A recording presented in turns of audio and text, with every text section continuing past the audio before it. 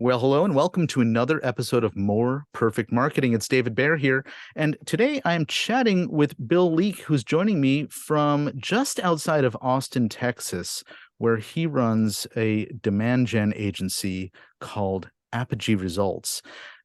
We were just chatting before I hit record, and I shared a story with Bill about years back. My business partner Ken used to run his own marketing agency, and one of the ways that he would connect with new potential clients was a regular workshop he ran that was titled something along the lines of, and I don't think I'm going to get this exactly right, but it was something along the lines of how not to get screwed by your marketing agency. And you may or may not be shocked to realize that that was an incredibly popular topic, and a lot of small business owners wanted to know the answer to that, so they'd show up. Well, as I was perusing the Apogee Results website, I noticed, Bill, that you had a page that really talks about how marketers operate in less than smart, wise, or transparent ways. And that's what I'm hoping we have the opportunity to talk about a little bit here. But first, let me let you say hello. Welcome, Bill Leake. Hello, everyone. It's great to be here. It's an honor to be on the panel. And I've been studying marketing for decades now. I'm hoping eventually I'll figure it out. But what I tell people is there aren't really any experts. Just some of us have been studying a lot longer than others. So we're all students here, and what works for one person might not be what works for the person in the business next door that looks 80% the same. So we're all kind of out there studying together. In fact, if someone claims to be an expert, my usual advice is check your wallet in your back pocket and start backing away slowly. I so appreciate that perspective. And another thing that you had mentioned, which we chatted about before I hit record, was that the most common answer, or a very common answer to questions about marketing, is it depends. And I think that what you just said really feeds into that quite a bit, which is that we have to, there's a partial art and a partial science in marketing, but we don't know the answer right away. And in fact, a lot of marketers can guess what the results will be. I work with a lot of copywriters in the direct response space, and they think that they know which one is going to win, but until they test, they're not going to know the results. And you know what? Most of them discover that the thing that they thought was going to be the winner isn't. Yeah. A lot of the time. And a lot of people don't design for testing. A lot of creative types, because they're not data wired, they design for the art they want to create or the copy they want to write. And sometimes it works and sometimes it doesn't, but almost everything is testable these days. And not testing doesn't have to cost a lot of money. So I want to jump back to this thing that I discovered on your website, because, in my world, we talk a lot about two marketing guys who I assume you're familiar with, Al Reese and Jack Trout, who wrote this really important book called Positioning. And it's really about claiming, the place in the consumer's mind, or your buyer's mind, about what you fulfill. And I gave the example of what my partner Ken did in terms of positioning. You are doing something very similar in terms of positioning, which is that you are making public observations and commentary, editorial, about things that you notice are happening in the marketing industry, and you're sharing that with prospective clients. I'm curious to know, like, why? Well, whether someone does the work in-house, whether they do it with the 10% of my industry that I respect and don't mind losing business to, or whether they do it with us, I just want it to be done well. I mean, particularly the digital marketing part of my space, understandably, has not the best reputation, because there are a lot of people in it who are just following templates and banging stuff out and acting as if, well, so-and-so said it, and I'm going to do it exactly the way. I'm going to treat all clients the same way and kind of bang it out the same way. And it's particularly with small businesses, they don't get a lot of shots at it. That marketing budget might be their mortgage payment. It might be an employee. And whether it's that a graphic designer came in and sucked up $50,000 on a website that should have cost five, and now that $45,000 that should have gone to Facebook and Google and generating leads is gone, or whether it's bad messaging, bad positioning, people claiming to do SEO but not doing the stuff that moves the needle. I mean, a small business owner doesn't know that. That's not their, unless that's their space. I mean, gosh, even a divorce attorney doesn't necessarily know who a good criminal attorney is. A good podiatrist might be lunch buddies with a cardiologist, but that's not their space. So it's really kind of hard sometimes to figure out how to choose somebody who knows what they're doing, combined with, like, when we hire folks, I hire for competence and character. Mm-hmm. Do they know what they're doing? And are they also not a jerk? And do they have a client service ethos? Not one of those dark triad types or just a mercenary. Because there's some people who really know what they're doing, but everything's a win-lose, and you're just their prey. There are other people who have hearts of gold, but I wouldn't trust them to give me change at a cash register because that's not their skill set. Yeah. And so you kind of want both, but if it's not your domain, it can be tricky to figure out, does this person have the chops to get me where I want to go? And so you bring something interesting up, which is that there's sort of there's a few different categories I think you listed. One is somebody who has the broad knowledge or the awareness that there are a range of options. Whether they're expert in all those options or not is, I think, less important, but that they know how to guide a client toward the potential, winning thing, hopefully through testing. And then there's these other categories of people who, claim they know the answer, but really don't. They just they walk into the situation with some bias. And then there's people who just don't have the competence to really understand, what they're doing in the first place. Clearly you've taken the time to invest in the first of those categories. And I'm interested to understand some of the things that you've observed out there, and you have a full page on your website where you talk about what you call digital marketing malpractice. I'm curious to sort of understand some of the things that are on this list and how you arrived at them, where you discovered some of the things that you encountered. I'm imagining from clients who came to you said, "This is what we used to do," and then you go, "Oh no." No, a lot of it's looking under the hood, or a lot of it is, someone's limping because they've spent 80% of, their SBA loan starting a business on, building a website and content creation that has no bearing to what they're actually trying to do. I mean, but you're right. The first thing is, of the 40 different types of marketing, where should they start and what's right for them? And most people have a bias to sell and push what they have in their store. And one of the things I tell folks is, we're not your best form of marketing. We do, search, we do display, we do Facebook and social, we do SEO, we do analytics, we do conversion consulting, but your best form of marketing is almost always friends and family, and referrals. Your next best form of marketing is typically well done PR, where someone else has their brand and that brand is leaning into you. Now there's a whole different podcast on why 95% of PR is not well done. I mean, but well done PR is hugely valuable, and we don't do that in my shop. So I say we start at number 3, but you were not your best form of marketing if you're getting the growth you need from those first 2 types. And then there's an argument, email to a house list. That's kind of almost like referral marketing. It's people that are close in. So if you're marketing, you always want to go with the concentric circles of where's the fruit that's already on the ground, where's the low-hanging fruit, and you kind of work your way up the tree. And, we're pretty, pretty low-hanging fruit, but we're not the place to start. So the first level is exactly that. Like, where do you start? And it's not necessarily based on what the person you're talking to has to sell. The second thing is when you crack it open, really looking at, kind of danger or warning signs. Like, have they done this for a while? How did they learn? How many years of experience do the people have? Do they actually have W-2 employees?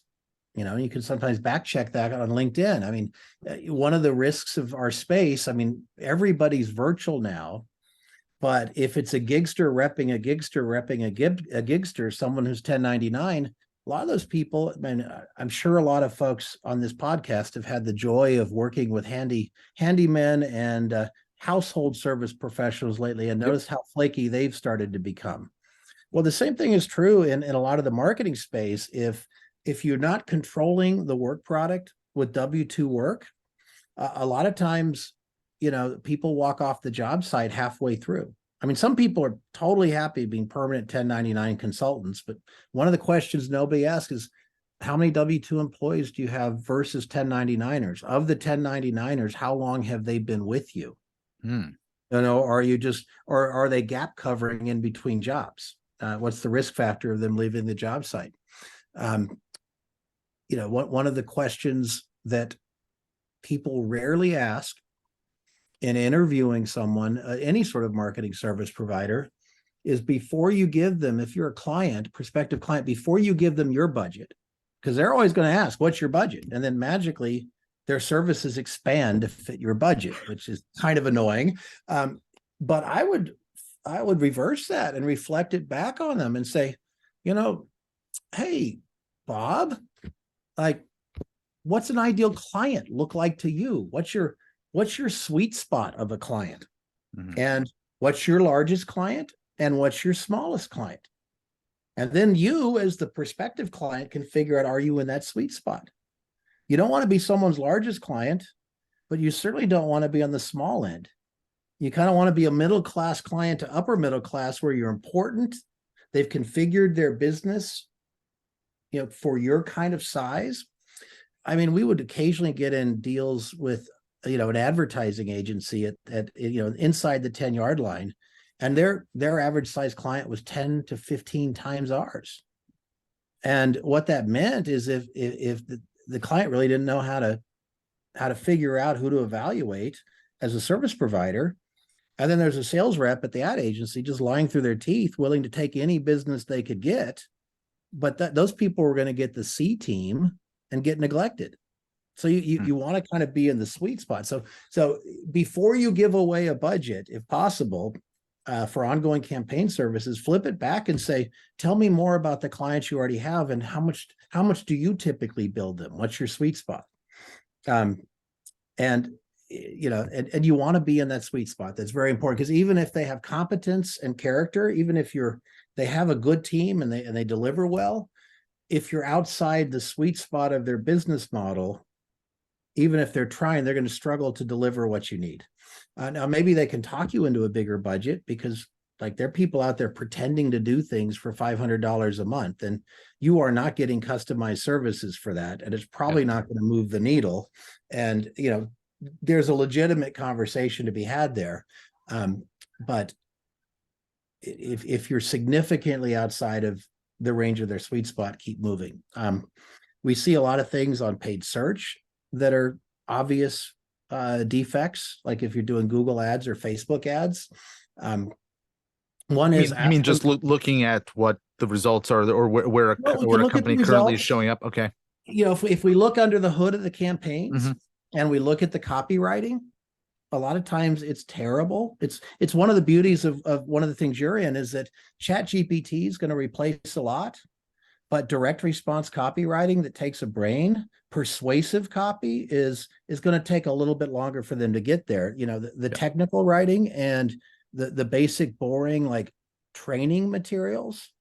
I mean, those people really need to start looking for another job soon, because it's right here for them. But the kind you do, a lot of folks, like, we have a person who can do some of that, but we're actually really pleased if we get a client that says, I actually, I want to go with the A team on copywriting, and I want that person writing the marketing haiku. So that's one of the things we look at, is the copy. There's a lot of people just bang it out with a low grade intern, and my gosh, that's your brand, and that's the thing that determines. And then the next level down, we look and see, are they always testing copy? Like you said, like, if someone's running a Google or Facebook campaign and they're not testing, They need to be terminated immediately with prejudice, whether in-house or outsourced, and move on to the next outfit, because these are testing environments. And even if you're throwing 90% of the traffic to the current winner, you should always have an Avis try harder contender that you're testing on the side to see, could this possibly beat it? Mm-hmm. And 100%. Yeah. there's no reason not to do that, but probably 80 to 90% of the people running Google Ads campaigns don't do that. You want to look and see, are they running a lot of keywords? Are they grouped it properly? Negative. There are a whole bunch. I don't want to bore people, but it's pretty straightforward to go get some low price to free audits looking under the hood of it. And in fact, I recommend to folks just to shake up your existing agency partner at least once nobody likes it when it happens, but at least once a year, invite a second set of eyes under the hood. Yeah. To just come up with a bulletized list and then go back to your friends at your existing agency and say, hey, I heard these things. Do you agree or disagree? I mean, more sunlight always makes things stronger. So there are a bunch of issues we see on the paid search side. We see, the SEO side is rife with issues. One of the biggest things there is most people selling SEO in the sales process never ask to see the keyword data of a Google Ads campaign. Now, you might not have a Google Ads campaign, but search is kind of search. And if you don't get that data on SEO, you are choosing your keywords to optimize based on number of searches, not based on conversions or leads. Yeah. So if you and I if you're better at SEO than I am, but I'm working a better set of keywords for the business, if I'm not totally crappy, I win, because you're getting rankings on a bunch of keywords that don't move the revenue needle. And the nice thing about Google Ads is it can give you real-time data on conversions. And so you could be testing 1,000 keywords with Google Ads and very quickly figure out what are the 20 that move 80% of the needle. And you're choosing your keywords not based on searches but on dollars. So you've brought up a really interesting topic. I don't think I've ever had a conversation about it, but it makes total sense what you're talking about here, which is a variation on the theme of looking at the wrong metrics, right? And you've pointed out a way that I think a business could answer the question that so many agencies ask, and business owners don't know necessarily, or even marketers in the organization don't necessarily know the answer to this. And so they'll come up with an answer without it being well informed, which is, yeah, we can help you with that. What keywords are you interested in ranking on? And like in a lot of places, they call that the highest paid person's opinion, or HIPPO. I used to call them CEO ego keywords. And some of those keywords don't matter. I mean, like there are still agencies out there that pretend to be great at SEO because they're ranking for what seems to the untutored to be an impressive keyword. And some of those keywords are, gosh, we had a competitor back in the day in the Austin area who would do that, and he'd rank for B2B SEO SaaS marketing or something like that. And we had when we rebranded, we had our old site that we hadn't yet kind of ported over to ours, and it had a lot of link juice. And so every time it came up with a new keyword, we'd just change the title tag of our homepage and we'd blow past them in 2 days, and then it'd have to laboriously, with his content-based SEO, rewrite and come up with another one of what I used to call dead grandma keywords. Keywords so easy your dead grandma could figure out how to rank you for them. Yeah. And your business name is typically one of those. Don't be impressed that your agency ranked you for your business name. I mean, unless your business name is generic. We did have a publicly traded client once, and their name was Online Resources. That actually was a difficult one to rank. Imagine, yeah. We finally got them ranking number one, and they weren't even they were selling software for credit unions. So it was dang, that was a tough one.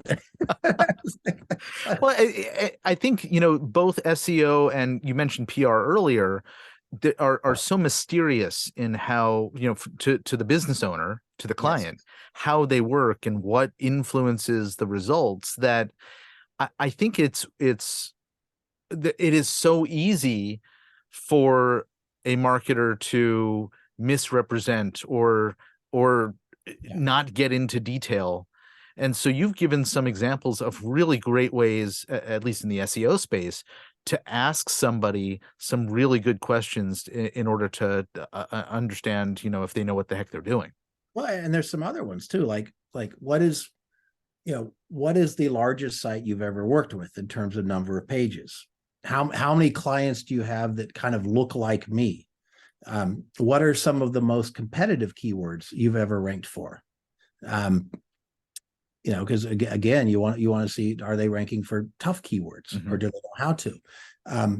One of the big challenges in SEO is 70% plus of your ranking on Google, assuming you have a fast site and a mobile friendly site, is still how the rest of the web votes for you and signals to Google that you should rank. So it's 20 to 30% what you say about yourself, and the rest of it is what we call off-page factors or domain authority.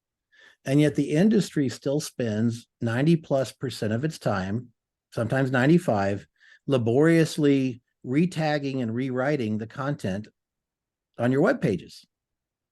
And that's, they're polishing a doorknob when, there's a flaming dumpster fire, around the corner that they should be attending to, which is like your backlinks and your competitors' backlinks, and how the rest of the web is engineered to tell Google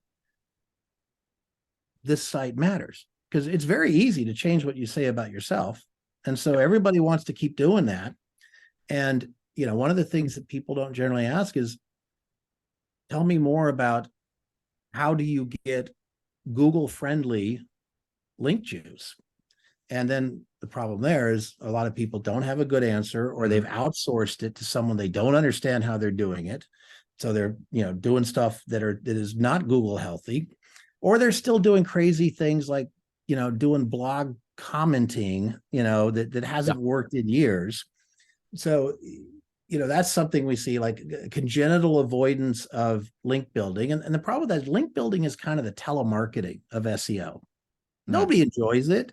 There's a lot of latrine cleaning in it. It's not fun stuff, but it's what moves the needle. But yes, PR and SEO have a lot in common in that they are overly focused on, early customer journey, reach and visibility metrics, even though there's some tools that help you get the better metrics with SEO.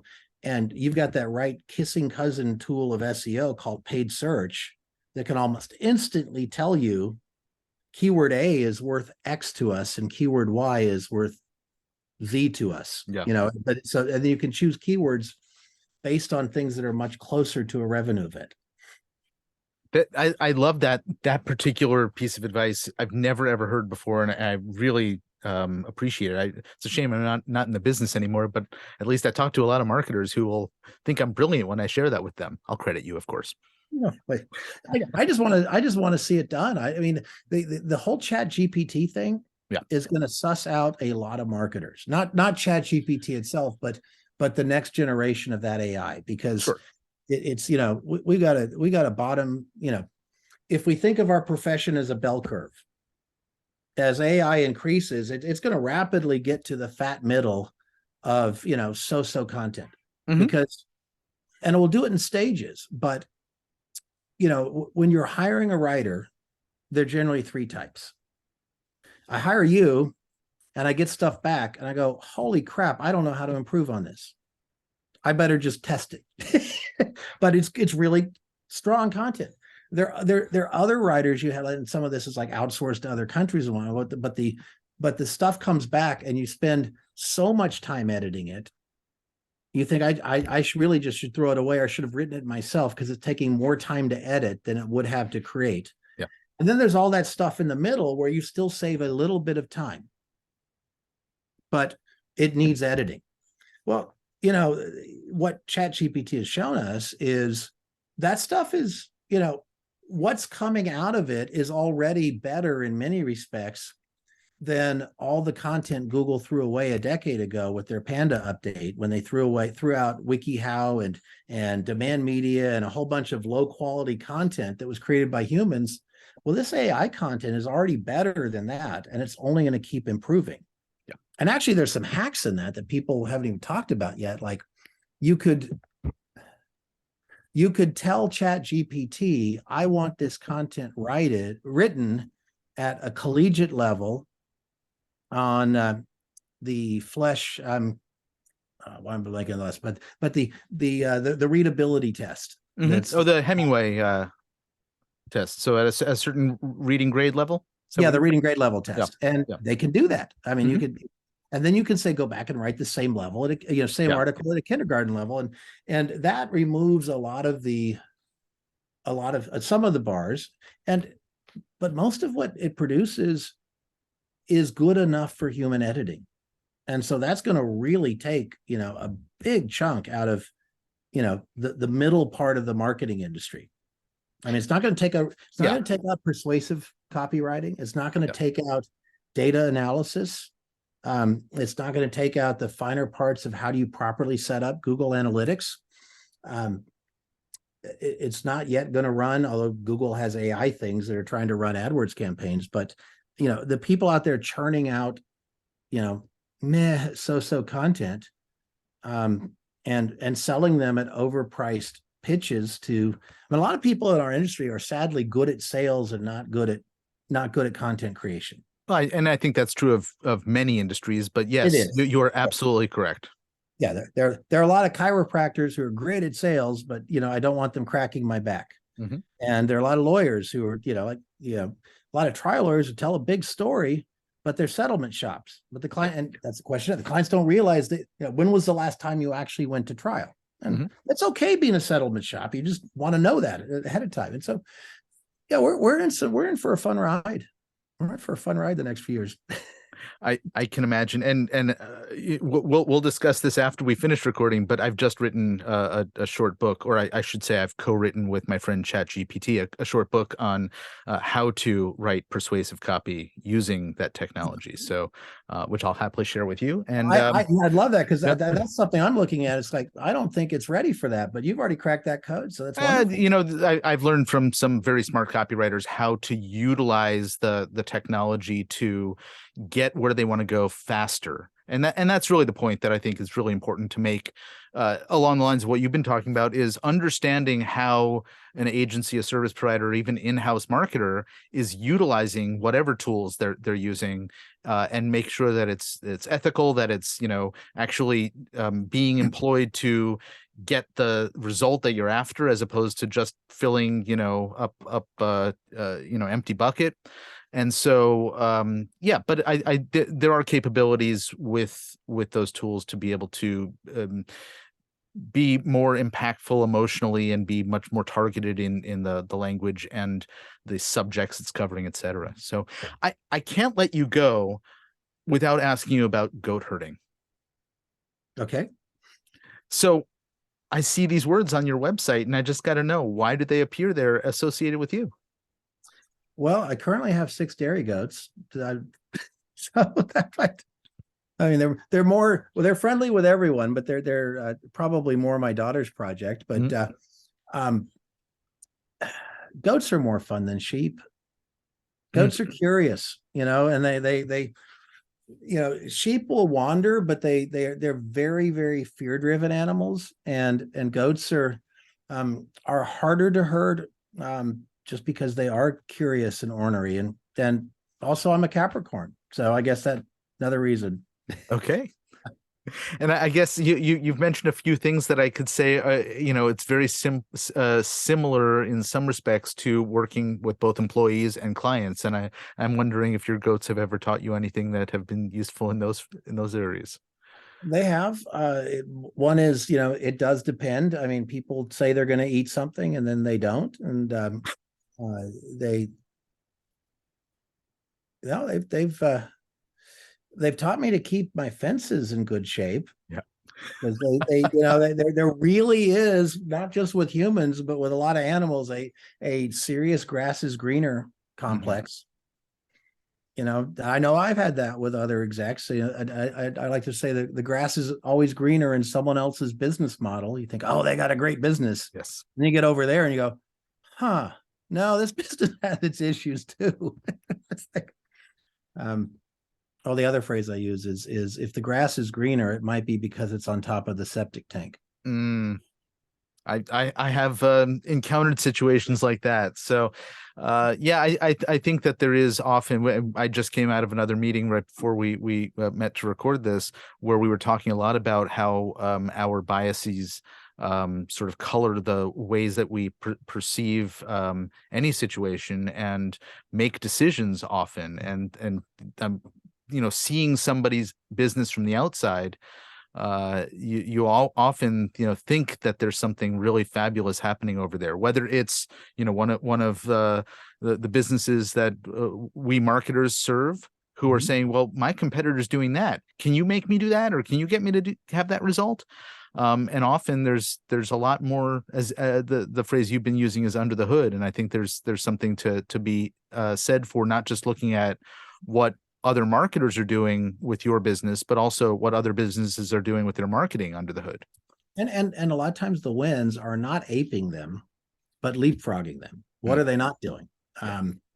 And like right now, most businesses are still massively underutilizing YouTube.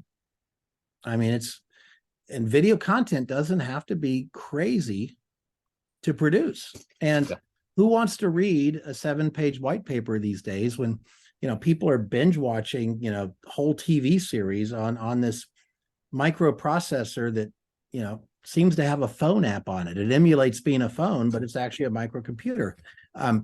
Videos are hugely powerful, and almost nobody is using YouTube with the paid ads and the SEO. YouTube SEO is a real thing to leapfrog the competition. And if you're one of the first ones in your space that gets out there with video content, and it doesn't have to be like so many people do webinars. Maybe 1% of the people who do webinars take that 45-minute clip, take it to the digital chop shop, and produce 10 3-minute nuggetized content pieces out of that 45 minutes of roll, load those up to YouTube, daisy chain them together, advertise the heck out of that. At the end of each one, say, if you're tired of watching these little pieces, just go to the website and watch the whole thing. Yeah. And actually we're at the beginning of 2023, when right now YouTube Shorts is even is a huge opportunity because there's a lot less competition there, and I imagine that ads are probably much cheaper, and you're getting what is it, less than 60 seconds, you get somebody's attention, the right person is going to click through and want to get a little bit closer to your business. And everyone, like, people want reference quotes. A lot of folks, it's much more powerful getting a reference video, because in the course of a 30-second to 3-minute interview with a customer, now I've got 40 reference quotes. And there are ways of doing it. We don't have a lot of time. I don't want to spill the beans here, but there are ways of doing this in a matrix form that you now have like 5 customer videos, but you also have 5 videos that you have 5 heads just talking about one pain point. So you really kind of massively multiplied the things you have to advertise on. I'm eager to hear the rest of that, and I imagine some of our listeners are too. So perhaps this is a good time to tell folks a little bit more about how they can learn what you do and find you and get in touch with you should they have some interest. Sure. Well, you can reach out to me on LinkedIn. It's linkedin.com/leak. You can email me. It's my last name, Leake, at apogee, APOGEE, results.com. Or you can go to my website, and we're revamping it, but you can go to the website, apogee, APOGEE, results.com, and chase us down there. Or, I'm also on public records. So if you want to drive out north of the Austin airport and a couple exits north of the new Tesla Galactic headquarters, hasn't happened yet, but it always be a hoot if someone wants to show up at my gate and ask a question. I'm usually here. That's pretty awesome. I've never had anybody offer that as an option to get in touch with them, but let's see if one of our listeners is nutty enough to do so. We just try to demystify stuff. Yeah. I don't want to be one of those people that pretends that we're a high priest of digital marketing and we've got these secrets. It's like, let's just put it all out there. And then, people can say, oh, great. I finally understand how someone takes out the trash.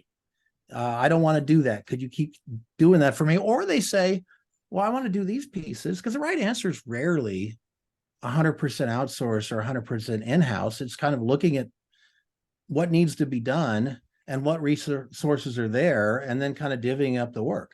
Yeah, absolutely. Bill Leake, this has been a fascinating conversation. I'm still excited about that one little tip about SEO, leveraging paid search, and I'm gonna dig into that one a little bit deeper. But I encourage our listeners to reach out and discover more about what you do, because you've shared some really interesting insights, and I thank you. My pleasure. Thanks for having me. It's a pleasure to be here. Indeed. Folks, you have been listening to More Perfect Marketing. If you know somebody who can benefit from the conversation you just heard, please share it with them. Until next time, my name is David Baer, and this is More Perfect Marketing. Take care.